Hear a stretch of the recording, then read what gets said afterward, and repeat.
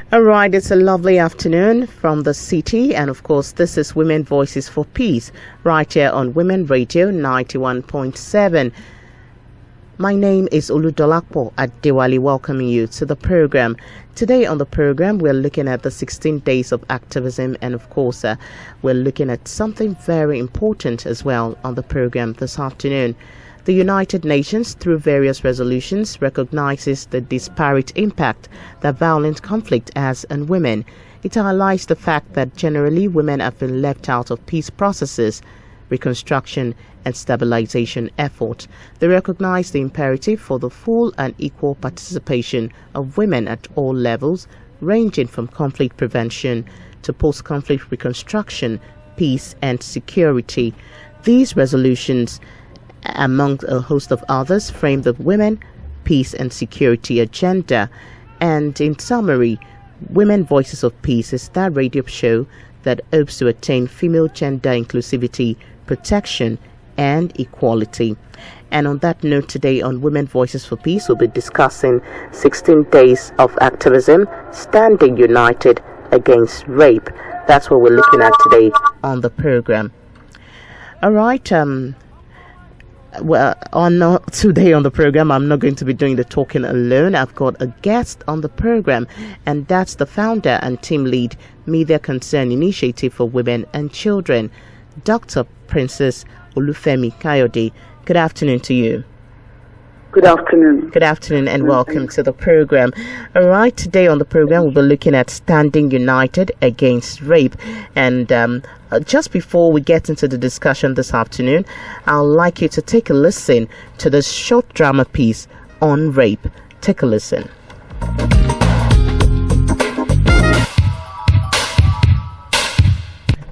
Uncle, good afternoon, sir. Good afternoon, Precious. How are you? I'm fine. I'm just tired. Why are you tired? You're just coming from school. I feel you should have been well energized, book work.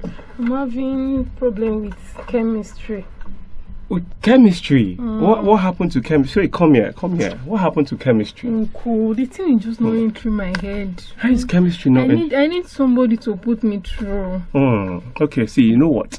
When I was in school back then, chemistry was my favorite subject. Serious? It was my favorite subject. It was very easy. You know what you have to do? You have to give yourself, time to enjoy that subject. If you can enjoy the subject, you would like it. But if you don't open your mind to understand it, you will not understand it. So you know what? You have to understand the subject. With Uncle Fredo, I'm hungry. I need rice and chicken. Just rice and chicken. That is what you want. Take me to that restaurant. Okay, if I take you there, you'll be happy. Yes, ma'am. And you wipe the area smile for me. Come here. I like that smile. You have a beautiful smile. You know that. But I don't like the way you are touching me. How am I touching you? No, I don't like it. Wait, hold on. Come on. How am I touching you? What is there? Stop touching me. I don't like it. Come, wait. Sit down, Precious. Sit down. What do you mean I'm touching your sensitive parts? Don't you? Wait. Stop. Hold on, Precious. It's not like. Stop touching me like that. You want to say you don't know what I'm trying to do? Are you a baby? Don't you understand? Uncle. Wait, hold on. You're my uncle. Precious, it doesn't matter. You understand? It doesn't matter. Just wait. Hold on. Stop touching me like that. Stop touching me. Sit down here.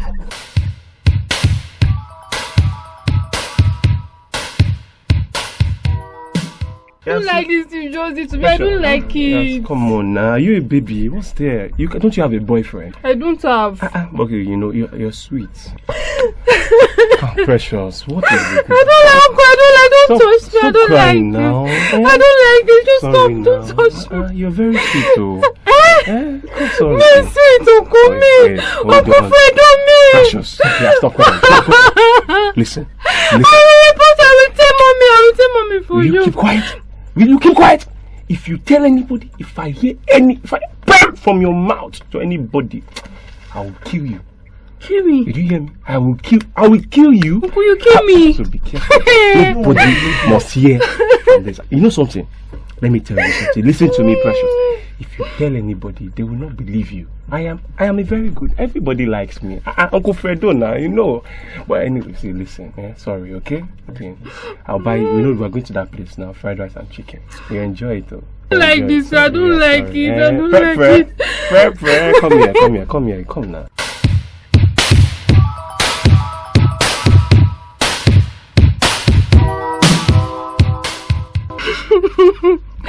Who will I to now? Who will I talk to? And I'm threatening that you will kill me. Who will I talk to? I should tell my mommy. I can tell her, my friend. I don't know if she will believe me. I will tell her.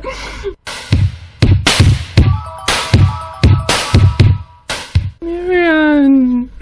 Precious, why are you crying? What's wrong with you? Who is you? Precious, why are you crying now? You know that my uncle Fredo promise me you will not tell anybody. Then what are you trying to tell me? Talk now. You know I'm your friend. I won't tell anybody. Oh, my friend, that's why I'm here. Wait, Marian, talk now. Uncle Fredo, yesterday after what happened? School, Uncle Fredo was touching me. He touched you? He raped me. Jesus! I don't know what to do. Why? He threatened me that if I tell my mommy, he will kill me. Ha! I don't know what to do. Don't cry. Don't cry, Precious. Stop crying. You know, I remember there's a program I listened to on Women Radio. Yes, there's a program that we can report cases like this. Women Voices for Peace. My uncle will kill me. Your uncle will not know. I promise you, your uncle. Yes, we can report it to Domestic and Sexual Violence Response Team in Lagos. I'm sure they will have something tangible to do about it, and they won't let your uncle know you're the one. Sure. Yes, they will have him before you know. Are you sure? I'm sure. I don't want to die. And they are the only ones that will believe you, and they are the only ones that can help you. If not, this will continue. And my mom will not even believe me because Uncle Fredo is a good guy. I don't even believe you at first. It's not that you're my friend. Sorry, Sorry. Don't cry, Don't worry. Okay. We'll talk to them.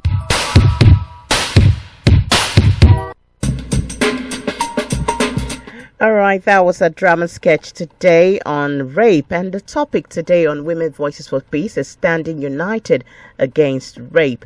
I still have my guest, Princess Olufemi Kayode, right here on the phone. Princess Olufemi Kayode, I would like you to actually give your thought on the drama sketch that was on rape. What are your thoughts on that particular scenario, on that particular situation? You have hundreds of thousands of young girls going through that right now. That's the first thing that came to my mind. Just listening, this is a situation where you're finding young girls, all kinds of situations that children are facing in today's world.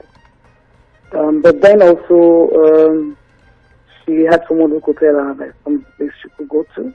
Not many people know where to go to. Not many know how to get out of their situation that they find themselves, or who to turn to, or who could help. As much as we're getting more reports out today, there's still 10 times the number, or more than that, who are still not getting anybody to get. That's a high figure there. People that are not still reporting the case.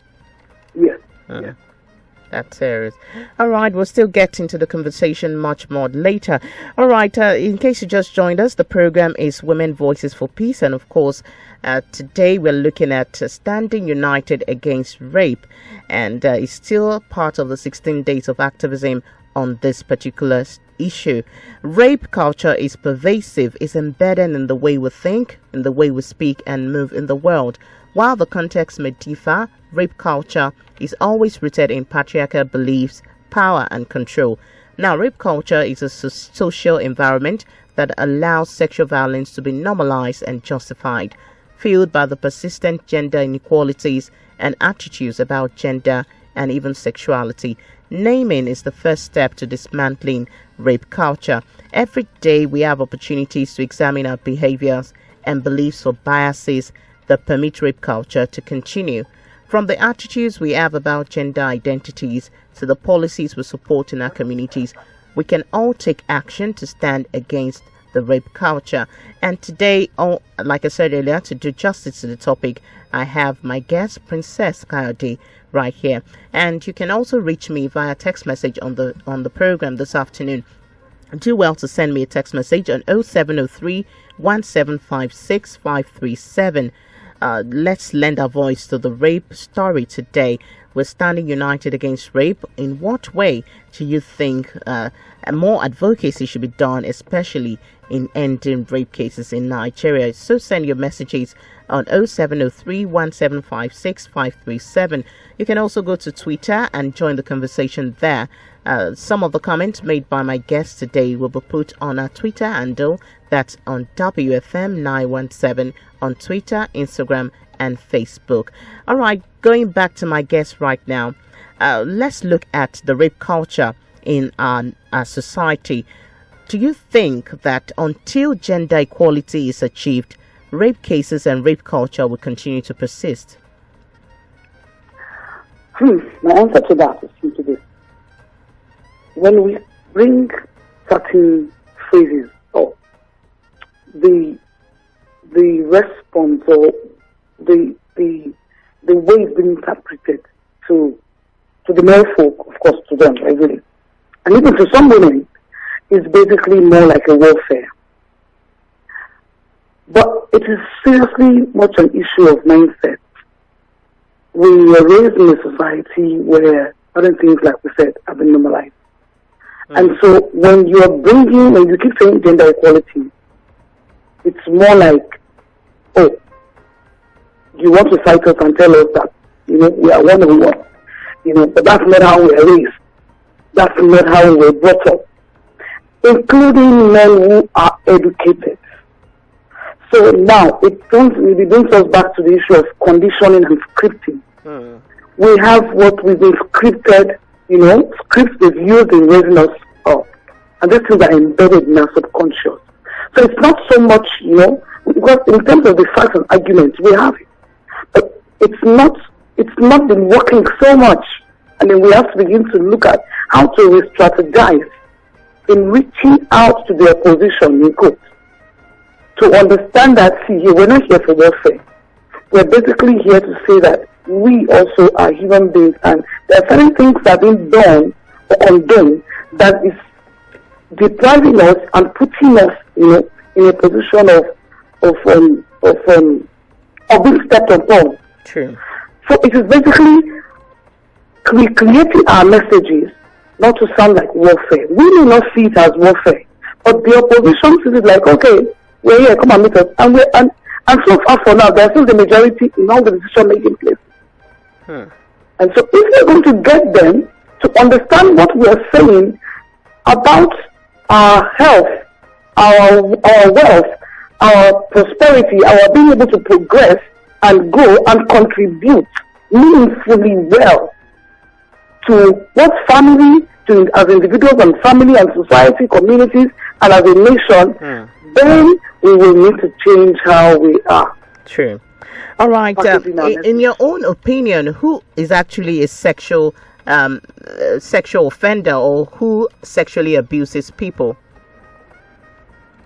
In my opinion, with being over 20 years working on sexual violence, I cannot stand for any human being, and I'm very serious, if you are accused when it comes to sexual violence. There is no person that cannot sexually violate a person. Why am I saying that? Saying that is to say that just like HIV is not on the face. So someone who looks very responsible that people could vouch for and fight for, they turn around to be someone who's actually molested a child or sexually harassing other women already. So they look, we mostly want to believe that it is the riffraff on the streets, or the hooligan, or, so that they have to have a kind of look. Okay. But no. There are people that they will stand for and vouch for and fight for, and they're everywhere, in every sector.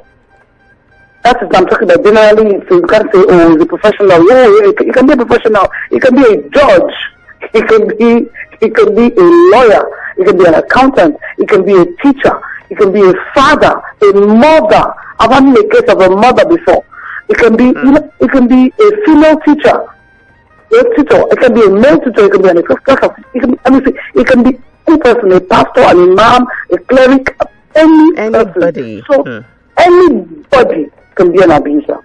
All right. So how would you define a rapist? What is rape in itself? What is rape? Because some people will say, okay, it was not actually rape. What is rape in itself? Rape is when you use the word rape, you're really talking more about the adults. You know, when it comes to children, the word rape is not normally used. Okay. Maybe that goes with our law also. Very well like this, and things. So when we say rape, if somebody rapes someone, what has happened is basically you taking something by force. And when we say force also becomes an issue, because when you get to the legal aspect of it, people are expecting to see you come up, your hair is disabled, you're torn apart, your clothes are torn, you are looking battered. But sometimes force just simply means somebody can coerce, somebody can use power, threat, somebody can, and then of course consent can start from the initial in terms of adults. I can start from saying, okay, we're going ahead and I'm fine, but if I stop and say, I don't want to do anymore, and you go ahead, that's still also force. Okay, that's serious. Okay, now at certain times we heard of sexual offenders claim that it was actually consent and not rape from the victim. And what exactly is consent in this context? Consent means when I agree to engage in the act with you, and that is only for adults. Consent cannot be taken from a child.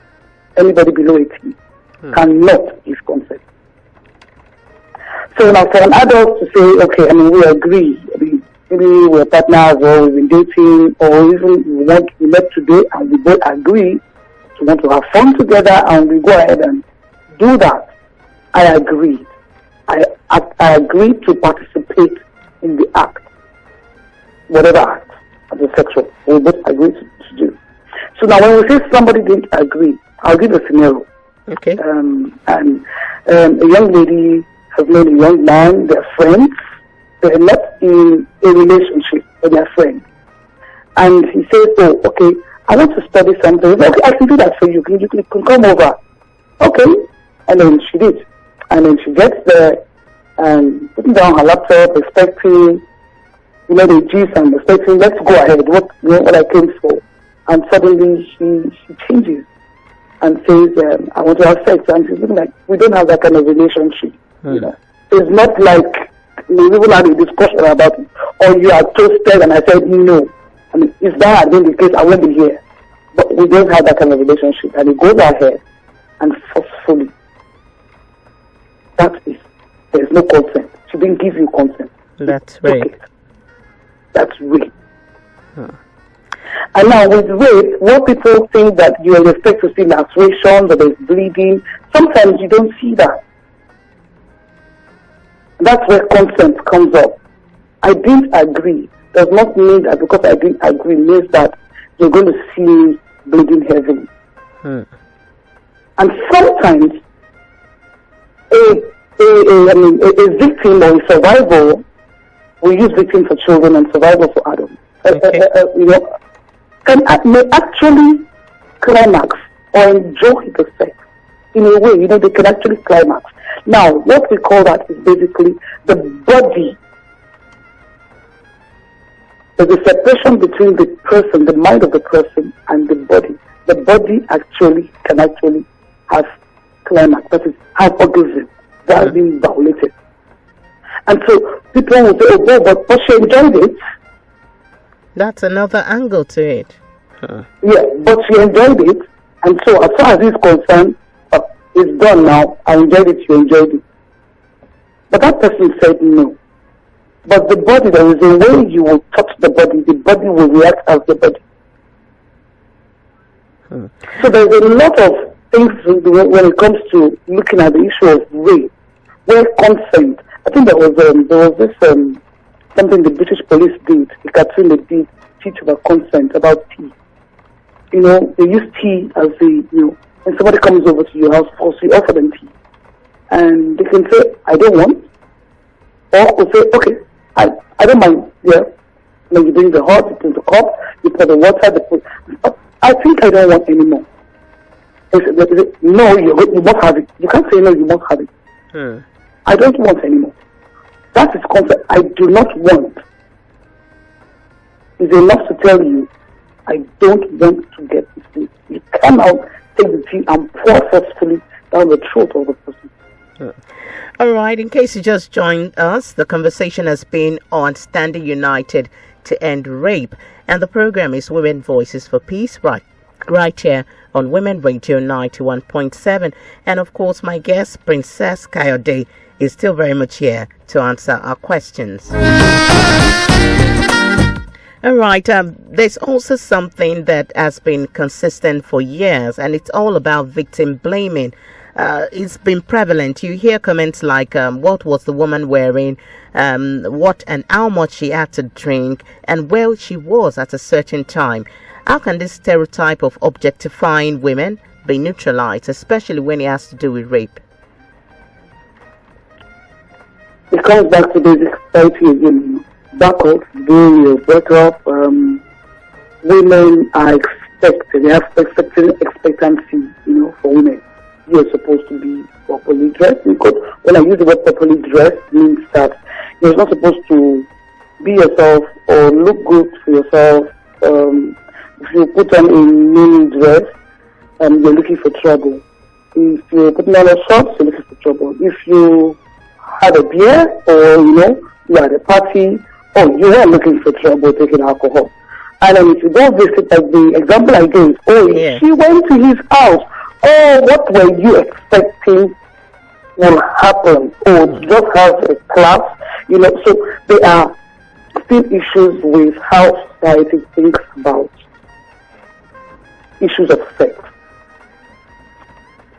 And it comes back to we as family units now. Family units are very important in being able to create the reorientation of being able to raise boys to understand that you do not have privileges than the other person. Because the way you see what we're saying, we're still having this rotation of how we are raising our children.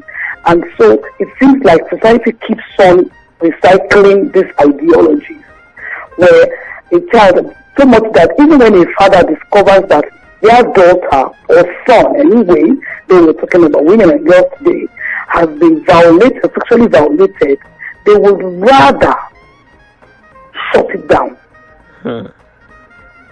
Why? Because they know that if they open it up, somebody's going to say, what did she go do there? She was at a party. She was looking for trouble. And so the fathers again are still going to scold their daughters for that. Even when I keep using, even the so-called intellectual are also doing the same thing. Trying to shield their children. Exactly. Yeah. So we have a society that just has in mind a particular cultural. And, we keep calling them cultural, but we discover that some of these things are not really cultural. They are just ideologies that have been passed along, and we are going to them. But nobody's asking questions. I will share an example. A young lady had a particular way that her mother cooked a particular meal. And so the husband asked, that they are calling a tradition. Meanwhile, nobody has asked any question about why do we have to do it like this? So one day the husband said, why can't you, you can cook this thing this way? And she said, no, this is how my mom said, my grandma, this is how we do it, and he has this particular taste. She said, okay, thank God the great grandma is still alive. Let us ask her, Mama, sorry, why did you cook me? The woman just told them that it was just to save time.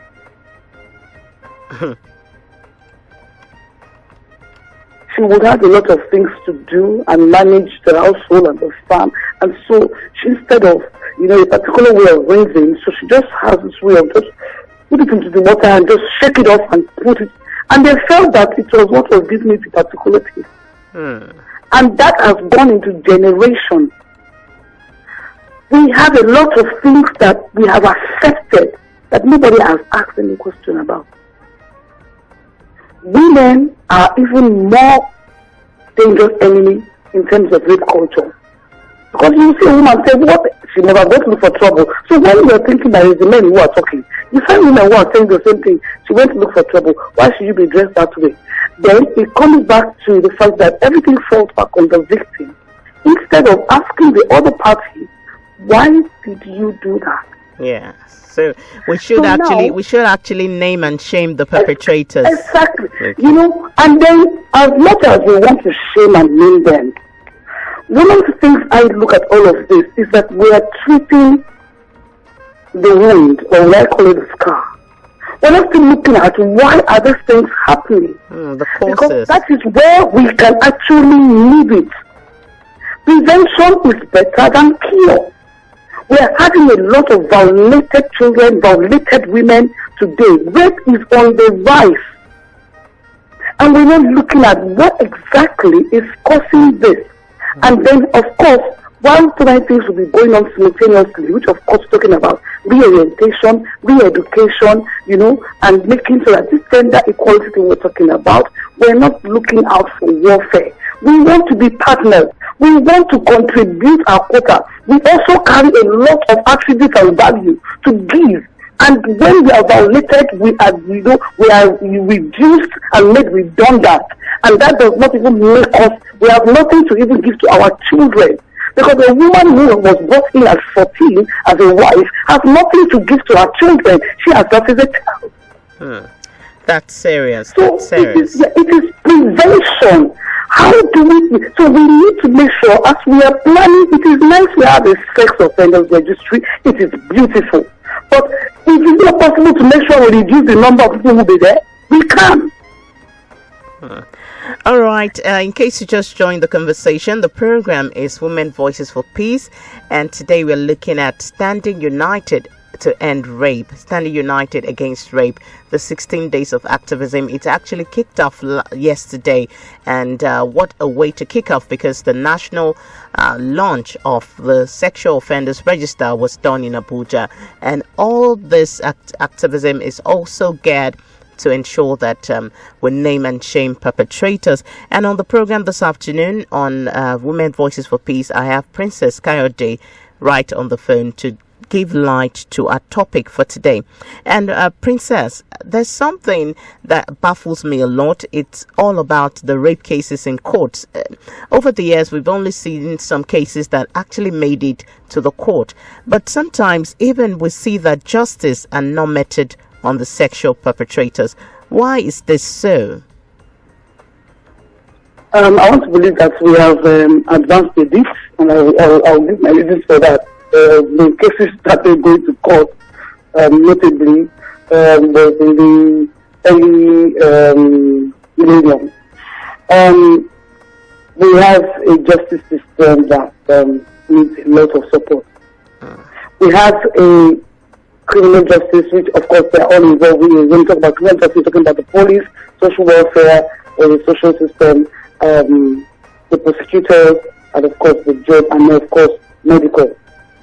We're talking about the medical aspect of criminal justice in terms of sexual violence. Now, when someone comes to report a case, what we used to have was just medical examination. Okay. So just medical examination, and of course some doctors when it comes to the courts to do anything. But now we begin to have sexual and racial assault center. So of course now we have forensic medical examination, which is better than just a gynecologist or a regular doctor to examine a matter. Does that present more evidence than just the initial assessment? Yes, it does. It's supposed to be better. Because when you are taught, when you are trained in forensic medical examination, there are certain things you're looking out for in the same, you're looking out for certain things that the gynecologist is not trained in. The regular the medical doctor. Okay. So they look at certain things that's able to indicate and show that such thing happened to this person, and maybe possibly they can even tell what was used for penetration, or if it wasn't penetration at all. Now, even with that, it does not guarantee that I am the person who has done that, if I'm the one being accused. I'm just using for example. Let's assume Princess is the accused person, and you've done medical examination, and it turns that yes, this child was, digitally penetrated. That is using the finger. And then I am the one that the child is saying, I did it. And I can say, I did not. Right? Now, medical examining the child does not guarantee that I'm the person. It has been ascertained that, yes, this is what happened to this child. But you can't ascertain that it is me. Except you are able to prove that, certain things have to prove that I was in the same environment with that child for whatever period or whatever other things. So looking at the general investigation issue, we have issues with that. Looking at the report that the investigating officer would write, because after taking everybody's statement and everything and putting everything together, the report that the investigating officer is supposed to be able to give within reasonable doubt why he also concludes that there was an abuse and it is by the accused person. Now all of this, sometimes in all of this package, you don't really have much. So when the case gets to court, which they will take the case to court, by the time it will get to Directorate of Public Prosecution, there is nothing in the file, actually. Meanwhile, the case is already in court. So eventually the case is struck out for lack of evidence.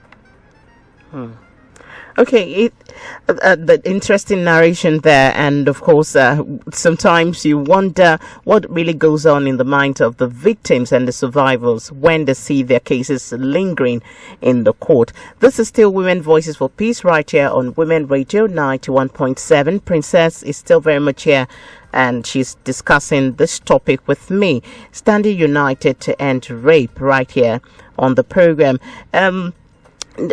People often see theft and murder. When they talk about theft and murder, they say, oh, these are the real crimes. But, anytime domestic and sexual violence comes up, they attempt to be like lesser crimes. How can this narrative be turned? Even with the police that are going to do the investigation, let's see, somebody has been killed or murdered. We're like, okay, someone had sex with you. That's not a big deal. I mean, sex is not a big deal, but somebody just died. So, but it becomes where we need to begin to read, like I talk, the educational aspect of our advocacy work, in being able to show what has happened to past victims and survivors, the impact of sexual violence on their life, that they're actually like living carcass and living corpse. That people need to realize that this danger, and you will not want it to happen to your sister or to your daughter. Even abusers do not want their children touched. People who have molested children do not want anybody touching their child, their own children. So you find that because it is so big, and then also it's something nobody can really picture in their head.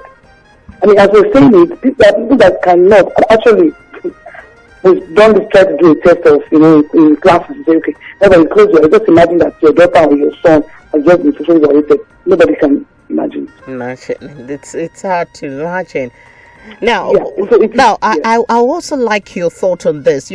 Government, we've been talking about government, CSOs, so many groups have been talking about government role in ensuring that sexual violence is actually reduced. I would like you to answer this. Do you think government is doing enough to ensure that sexual offenders are being punished accordingly with the law? I don't think government is doing enough, and I will explain why. It's not on the political agenda. It's not on any agenda. You have few states that, Lagos for one, Ogun State. I think some few states are rising up after those two, generally in terms of issues of violence against women and children. If there is no political will, it's just babbling and making noise. Because as much as it's nice for us having foreign partners coming and support us, if we don't take it as our own, everything we have done just keeps looking like it's dead. I mean, look at the police we do a lot of training for police, and then suddenly, by their national whatever, they just come in and sweep away as much as 3,000 officers. That happened in Lagos recently. It took away like 3,000 to 4,000 officers who have been grounded and trained in gender-based violence, interviewing children in different aspects. And majority of them will not use that training anymore. You ended up going back to square one. Back to square one. That is one. Then, it's not entrenched within their educational system. The criminal justice, what even the judges, what even the prosecutors. Sexual violence is something that is coming new for them. So what's your charge? What's your charge now to the government? Is it to ensure that the police are trained and retrained and the judiciary system is strengthened? What will be your other charge to the government of the day right now? The government of the day needs to take this up as a serious agenda. And the only way they can begin to show us that is that the police college needs to put into their curriculum gender-based violence. It needs to get into in the law schools. It needs to get in there, in the faculties, and maybe at the final at law school itself. Now, for the social welfare officers, the same thing. For the medical, we are having SACs. The individual SACs we have in one state cannot contain the state, the population. So there needs to be serious training of certain, officers or number of officers or trainers of trainers to make sure that every general hospital, every government hospital, whether it's military or has forensic medical examiner. And if they can't do it, then they need to begin to train some nurses, because some other countries are starting training nurses, what they call saint nurses, which are also a nursing examiner. Who will do it? True. So because the facts we have are not enough.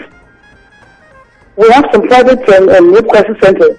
They are still not enough to what is happening. There are people that still don't know where to go to, because some are in the cities and they have people in local government. So we also need to tap into the primary health care system. With the primary care system, we're able to train nurses on ground who can at least do emergency attention before sending people to the state hospitals. So there's a lot of it's a multifaceted thing. It's not just one area, but everything that has to do with criminal justice in terms of if it happens, and then the government also should be looking at how to make it not happen. So it's not only just it has happened and what do we do for the people. You're looking at the survivor. Everybody looks at justice, but forget that there's what we call psychosocial support for the survivor, and sometimes their family. Every family becomes traumatized. We have the mental health issue aspect of it. We do not have enough capacity as a country to deal with what is coming through sexual violence. Let's forget other issues. That's huge. That's really huge. And it calls for concern. Really calls for serious emergency meetings where they want to bring players to come in. What can we do? How can we make sure that even the person who is in the village can get attention, and there is medical, mental health assessment and mental health treatment and psychosocial support. When it happens to, I have a case at hand, I will bring it up. I can tell you there's some things that happen that you don't even know what to do. The young lady is talking about her uncle molesting her. Now, if they pick up the uncle, if the uncle is picked up, who's going to take care of the 3 girls and their mother? So we need the financial support is also very important. It is so important. It's not because when a rape is reported, particularly with children, you need to relocate them. I mean, in the interim, you need to remove them from what we call it the custody order, a child protection custody order. That is state to enact. The social welfare officer goes to the child court, the family court, and gets that order, and they're able to go and pick up the child and relocate the child to a safe environment. Now, how many safe environments do we have in the country? That's a big question. Back into an orphanage where they get in there. Either they have been affected to become abusers, or they get there, they continue being abused. So it is a serious, yes, we're taking it, but we need to look out for how we're bringing out a holistic response. A because we come out with one thing and we're forgetting that, see, it is easy to say, oh, somebody has raped somebody and everybody is shouting, killing, castrating, oh, shaming, naming. But the one person you caught, you don't know how many were damaged. And then, also, you don't know how he himself was damaged. So we have a vicious circle. A vicious both circle. girls and boys are also becoming abusers. Who abuse are becoming abused. And we don't want that chain to continue at don't all. want- All right. So it is make sure how we stop it and also help those who go to jail. All right. All right. All right. It's still Women Voices for Peace. Princess is really passionate about this situation, and she's giving us insight into standing against rape rather, in our country. Now, Princess Kayode, there are cases that we've seen in this country where victims of rape are also ashamed to speak out, probably because they are afraid of the fact that people will say it's their fault, they were victimized and all that. What should be done? How can a victim report rape cases? We have to be able to also create channels where they can actually report without in places where they will not be humiliated. Already, I believe that we are already at that phase. All right. In terms of there are places, but like I said, we don't have enough of those places. I mean, we're having, just like CSO NGOs who are working in the area. I mean, I always used to even say, hey, if you are as long as you're in an NGO, do you know cases will come to you, whether you're doing environment, or you're doing education, or you're doing... Irrespective of your focus. Exactly. As long as they know there's an NGO there, oh, something happened, let's go there. Now, the challenge we have with those kind of reports is that instead of you handing it over to people who are trained with what we call good intention, you mean well, but at the end of the day, you actually mess up a lot of things for the victim, for survivor of the family. They have good intention. They don't mean. They don't mean that. I mean, when you hear these things, you get passionately angry. To want to stop someone. But at the end of the day, because you are not trained, it's not your area of expertise. You also become counter. You counter the good intention that you actually mean to do because it's not your area. So it's easy to refer. Just refer it to people who can manage and handle it better. All right. Now, what you need, people just need to be able to also have that information, and this we're talking about national campaigns, major campaigns. I mean, if a particular product is to be released and they really want everybody to say, they know what to do. So we can bring in corporate organizations who are into advertising to do the copywriting, that can reach out to people and say, oh, you can walk into this place, you can walk into that place, you can call this number, you can do, and then we make a massive, there are billboards, it's on the radio, the local languages of all local languages, people know what to do and where to go. So, and that I know the government alone cannot do. And that is where it means we all stand up together for it. And talking about standing up together for rape, in the 16 days of activism, someone is listening out there and is wondering, how can I, in my little quota, what can I do to help end sexual violence? What would be your message to that person listening right now in the 16 days of activism? Today is the day 2. My message to anyone who is listening and who would love to support, assist, contribute in any way to making life better and safer for our girls and for our women is basically to not just be a good bystander. We call that bystander. That means if you see something happening that shouldn't be happening, sometimes it may be dangerous to speak out, but you can put a call through if you know what line to call. You can call something is happening here, someone is being battered. At times, you may just call. They accept your call as an anonymous call. You don't even have to give your details. I've had many calls like that. True. Something is happening here. And sometimes they will tell you, this is my name, but I don't want them to know that I'm the one who is calling. So, we get the information and then investigation can take place. So it's for everybody being able to say, okay, fine. And then, of course, there are many apps out there, too. We have apps. The police has an app. MediaCon has an app. I Protect. There's another app, I'm trying to remember, Affections, that gives people access, to even mental health support and treatment, and knowing locations in Nigeria where you can actually get help for the different things that have to do with sexual assault or gender-based or domestic violence. That is, all over the country where to go, the SACS, the police station, the primary health care that give support, different locations and what to do.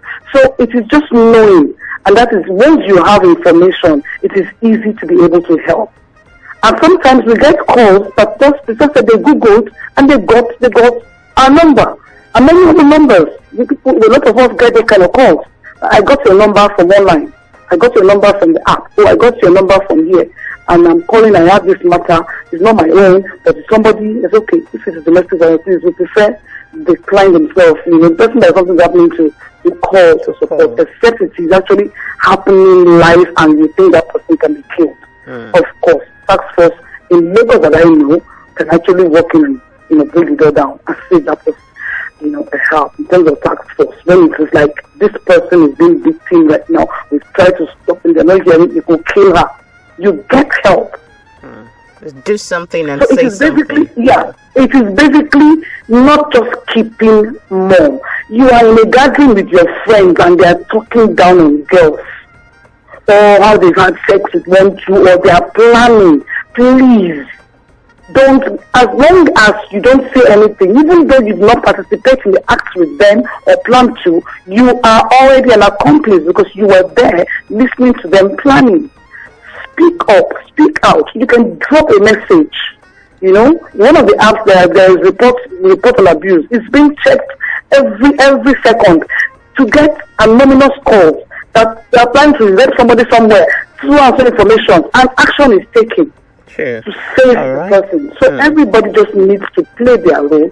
Don't overlook things. Say something when you see something that is wrong. I've seen somebody who told the mother, please carry your child inside. You can't be passing her outside. People are looking. That is how you are exposing your children to danger. And the woman said, oh, sorry, thank you. She learned. People want to know. And people, because they don't even know or think that far. But the abuser who is sitting down watching for all the loopholes and gaps because of people's ignorance is sitting down. So everybody can play a role. Be your brother's keeper. That was how we grew up. We grew up with Africans being their brother's keeper. And that's very interesting. All right. On that note, my guest, Princess Kayode, urges all of us to be our brother's keeper. Be on the lookout. Do something. Say something, especially as we all stand together against rape. I would like to say thank you to my guest for today. She is a delight on the program, and that's Dr. Princess Olufemi Kayode. She's a founder and team lead, Media Concern Initiative for Women and Children. Of course, that's why she's so passionate about women and children on the program. Thank you very much for being a part of Women Voices for Peace this afternoon. Thank you very much for having me. And do enjoy the rest of the activism days and keep up the advocacy. Thank you. Thank you very much. All right, that's how far we'll go on the program today. Prevention of sexual assault remain a mirage until the society actually puts in place institutional framework to deal comprehensively with actual cases of sexual assault. This approach involves functional, skilled, and synchronized services, and also includes the criminal justice system. When we're talking about the criminal justice system, like my guest said earlier, the police, the social services, and even sexual assault services, encouraging victims and survivors of sexual assault to break their silence by making freely available such services. And they should be community-based, as well as a successful prosecution of perpetrators. This is going to serve as a huge deterrent and hopefully prevent the next person from falling victims. You can donate to organizations that empower women, amplify their voices, support survivors, and promote acceptance of all gender identities and sexualities. It's against this backdrop that Women Voices for Peace have come to provide a framework for the protection of women and inclusion of gender perspective in peace-building activities. Women Voices for Peace is sponsored by WANEP, West African Network for Peace Building, with support from the Norwegian Agency for Development Cooperation, NORAD.